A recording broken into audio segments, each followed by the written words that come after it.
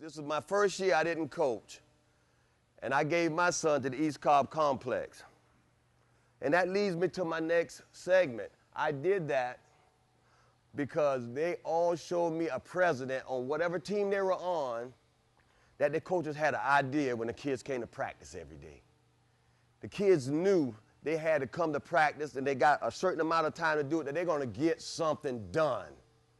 Time is too valuable to go on my field day in and day out and y'all call it practice and ain't nothing got done. Remember, baseball's a marathon. It's a marathon. When I start in February, my objective is when I get to June or at the end of the high school season, somebody that's been around me that long gotten better.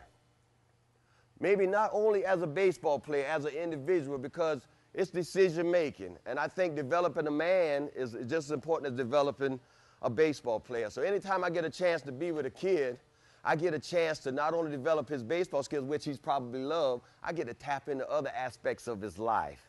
So just remember, before I go into do any fundamentals of hitting or any of the other guys do, any of the outfield, base running, throwing, pitching, regardless, you got to have a presence. And that leads me to you guys. The presence starts with you. You ain't driving. I want to drive this ball opposite field out of the ballpark. The only way I'm going to do that is transfer to it. If it's outside, how would you transfer to the ball? See how he's slightly open? See how his front foot's going to the baseball and down through it. The only way he can center this ball, he's got to get his front foot there to center this pitch. And if you're going to hit that pitch in the middle, in the inside, he's just going to pick it up and put it back down. But he's not going to shift his weight back until this pitcher is throwing the ball. And we're going to do some examples live toward the end. But you got to understand, you got to be able to do it, and you got to do it with confidence. It all starts with confidence. But the four components, balance, rhythm, confidence, putting in their brain what all these things supposed to do first, then you got an opportunity to be real good. Then you got an opportunity to be real good. Because see, practice makes permanent. So if you're practicing it wrong, you're permanently damaged. You're permanently not developing the area you're supposed to develop. If I'm practicing it wrong, you just look good. I'm practicing 2 hours, but it's wrong. You're getting killed on Saturday. Practice it right.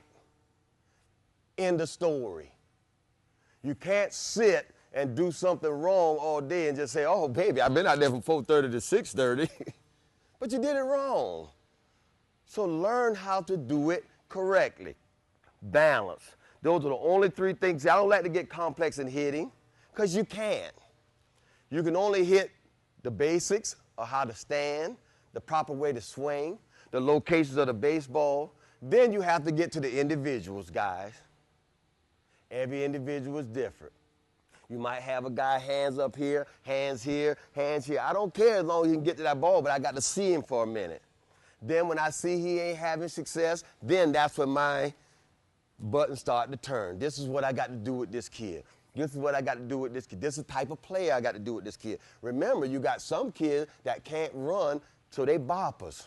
You got some can't bop, and they can fly. They slappers. So see, you got different variations of hitters.